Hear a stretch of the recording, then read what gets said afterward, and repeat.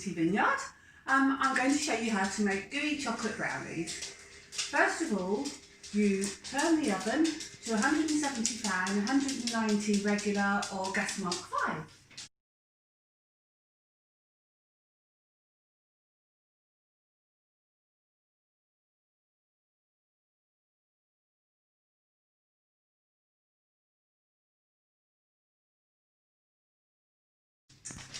Then the next stage of it is to melt the butter. You've got your recipe, it's 150 grams of unsalted butter. Put it over a gentle heat so that it melts, it doesn't burn, and then you have to stir it until it's melted. Very unusually for me, I've actually pre-prepared all my ingredients, which is not what I would normally do.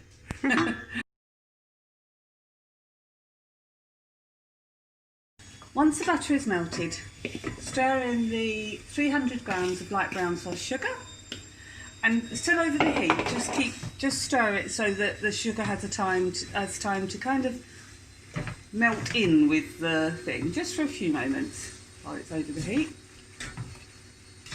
Then you'll see that I've got together in another bowl the 150 grams of plain flour, a teaspoon of bicarb, a pinch of salt and 75 grams of cocoa powder.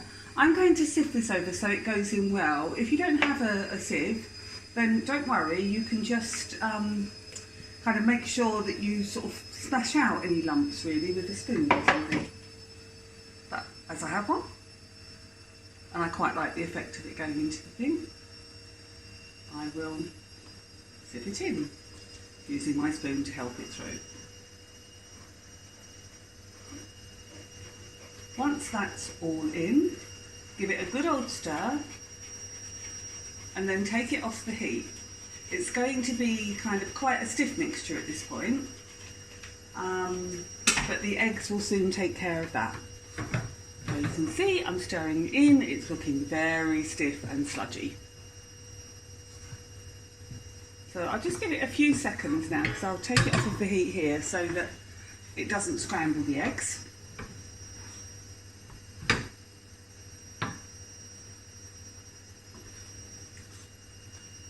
And then, as you can see, I've whisked the eggs together just with the fork and the vanilla extract. So it's 4 eggs and a teaspoon of vanilla extract. Although I sometimes do a teaspoon and a half because I particularly like vanilla. Then stir this in until, oh, I think I was supposed to put the chocolate in first. Should I pause it? I don't think it'll make any difference. No, this is fine. I think I may have been supposed to put the chocolate in first, but it will make no difference. So make sure you get all of those sort of sludgy bits that are stuck to the bottom and mix them in. Brownies never look 100% smooth, it's just the nature of brownies. But something magical happens when you put them in the oven. Then I've chopped up 150 grams of milk chocolate, and it is dairy milk, Paprika. You'll be pleased to know, and I spilled some of it on the oven. I don't mind it being imperfect. Then stir that into the brownie mixture. Then once it's all mixed in, take it and put it in your ready prepared tin. You just plonk all of that in. I would quite often add something extra at this stage, and Megan would say that I'm obsessed with having any kind of macadamia nut or walnut or anything like that in anything I eat really. But for the purposes of this, I'll just leave it plain. My favourite non-gadget in the kitchen is one of these because it scrapes out all of the mixture.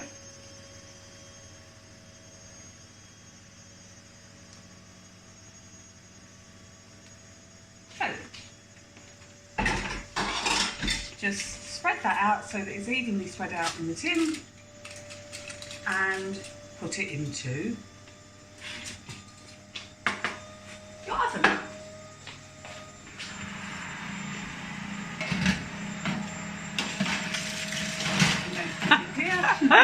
All super smooth, and leave it, check it after 20 minutes.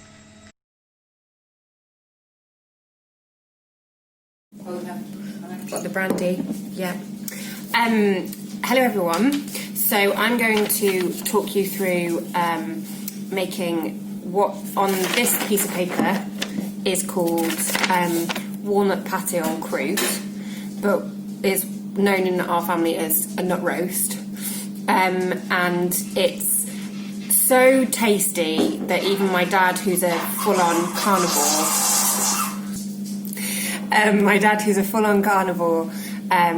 you know, he very happily chomps away. He even requested it recently. So I'll just take you through the ingredients first. You need half an ounce of butter. I haven't got that here, but you need 1 onion, a large clove of garlic crushed, some chestnuts, cashew nuts, walnuts, a stick of celery, closed cup mushrooms, the really exciting one, which is a bit of brandy, paprika, thyme, basil, pastry, and an egg to glaze. So the first thing we're going to do is chop our celery and our onions, and crush our garlic if we haven't already crushed our garlic. Now, I don't know if you know how to chop an onion, but if you don't know how to chop an onion, I will show you.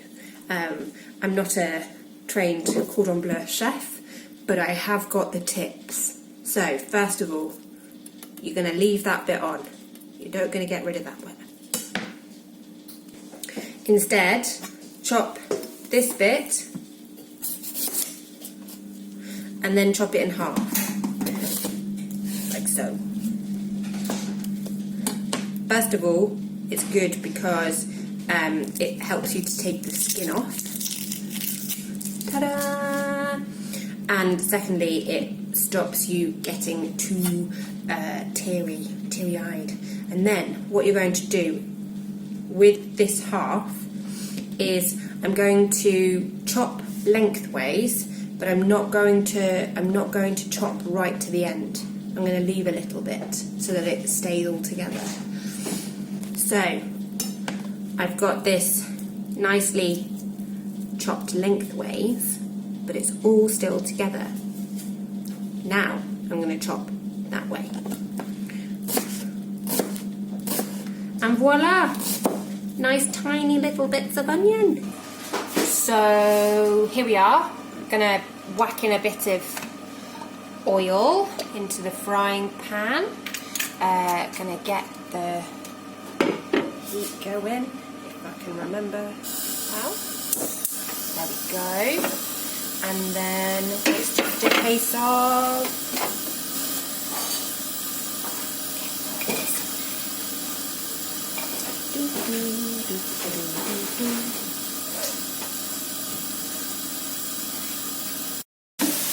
so it's sizzling away now, very nice. Just going to wait until it gets soft. I'm going to just season with a bit of salt and pepper, as you would.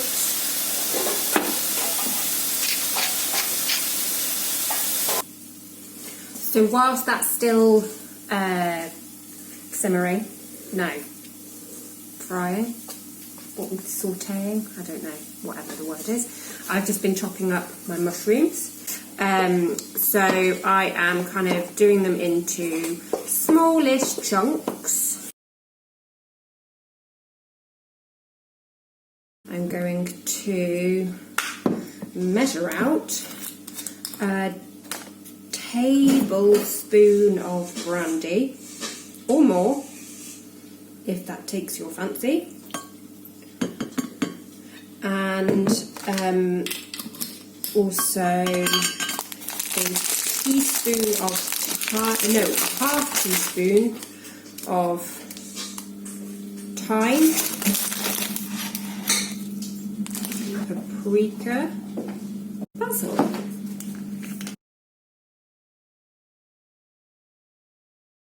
I've had about 24 celery. So as you can see, they're kind of firm on the outside, but if you feel here, you can still feel some wobbliness inside, which is how you want them. So I'll turn the other one. And now you need to leave them to cool and then cut them into 16 pieces. Totally optional, but I quite like to dot them with some icing sugar because I like the effect of it. So I'll just sieve over a little bit of icing sugar.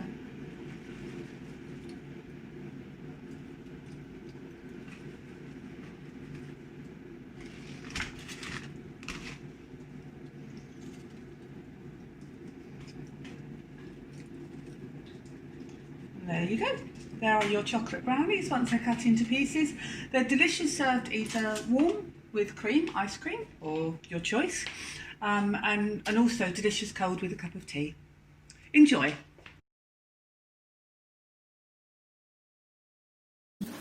So I'm going to chop away, yes, I will be back. There you go. Yes. My mum has just helpfully told me that I don't have to chop them all, as in I can just, you know, smash them a little bit. So what I'm going to do is I'm going to go and get my frying pan with my onions and my celery, and I'm just going to start chucking everything in. So.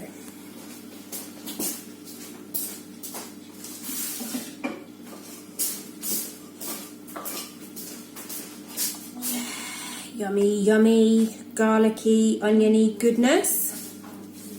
Ooh, very heavy. What am I going to put it on? So I'm just putting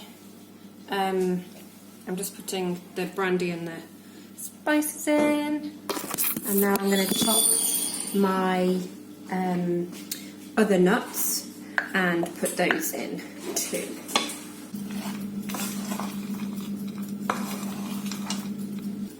So I put my egg in here, and I'm just going to give it a bit of a beat. And then, to be honest, rather than saving a whole other egg to glaze, I am just going to save a bit of this, and it should be fine, especially if you're using a really extra large egg.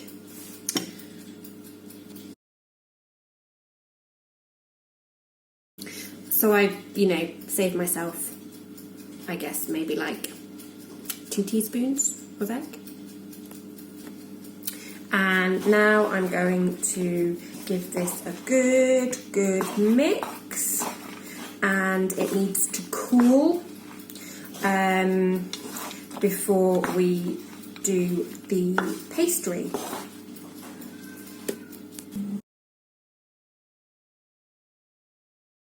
And I'm going to do the pastry now. So I've got myself a baking tray, and I'm going to get the pastry back out of the fridge.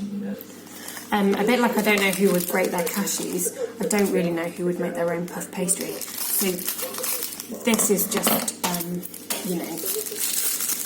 petite, and we will go with that. So I'm rolling it out, and it fits perfectly in this baking tray, although it's starting to break a little bit, but it seems okay. Grand. And what we're going to do is we're going to put our mixture. Oh gosh, this flipping frying pan is very heavy. So, I'm going to kind of just pile it up, and then it's a little bit messy, but I'm just going to kind of try and shape it and get the stragglers in. Get the stragglers in. I'm actually going to wash my hands, and then I'm going to pull the pastry up, and I'm going to kind of crimp it, is what I've decided. crimpity crimp, crimp, and crimp, crimp, crimp. I love pastry. I love puff pastry. So I always enjoy getting the very kind of last bits. Also the end bits, because they are obviously the most delicious. And then I think just to kind of make sure that that's nice and secure, I'm going to fold it over. So I'll glaze it with the egg.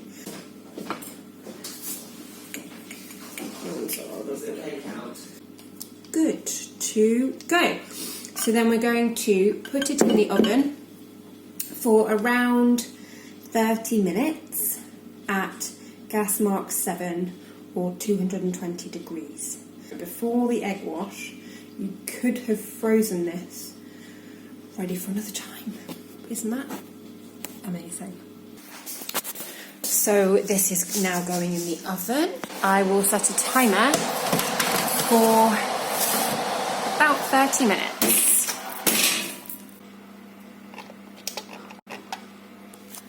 Great. See you afterwards. Meanwhile, over here, get rid of the pastry and put some water in your pans. Ooh, try not to spill it everywhere. And cut the potatoes, cut them quite small, say about that size. That way they'll cook a bit quicker, which means you can relax a bit longer. And also the broccoli,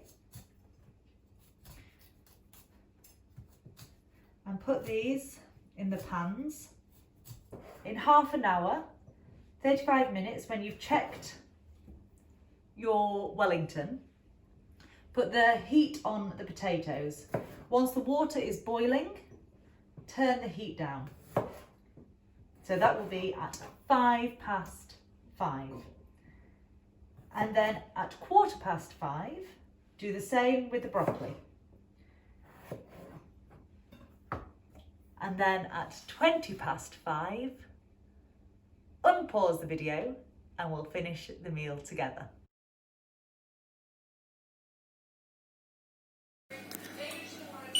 It's cooked. Let's see how it's getting on. Oh, yeah. Look at this.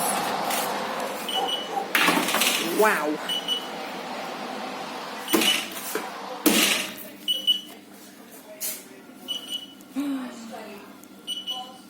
You alright? Yes. Look at that. Doesn't that look tasty? Yes, I am pleased. Oh. It looks good, doesn't it? Check if your potatoes are cooked by getting a sharp knife and seeing if they feel soft. These ones do. And then the same with the broccoli. That will depend how soft you like your broccoli. You can have broccoli quite hard or mushy. It's up to you. Obviously, the mushier you want it, the longer it will take to cook. Put in the amount of water I've told you. I'm doing it for 4, so I'm doing 3/4 of a pint of water.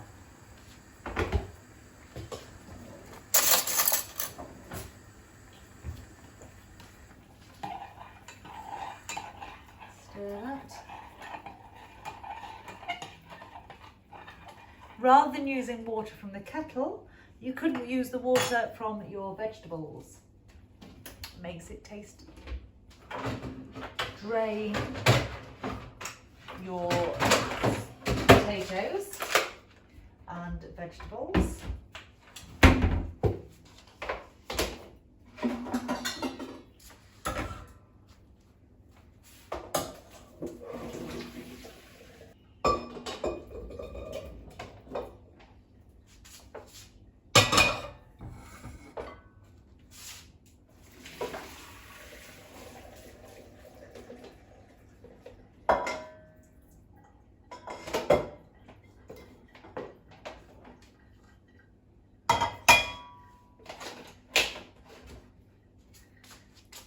and start to dish up.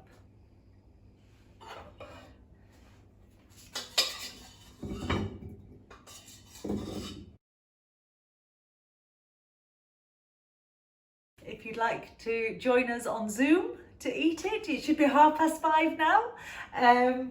So you are more than welcome to join us on Zoom to eat this, or you could eat it in peace and quiet and then join us on Zoom at 6:30 for more party.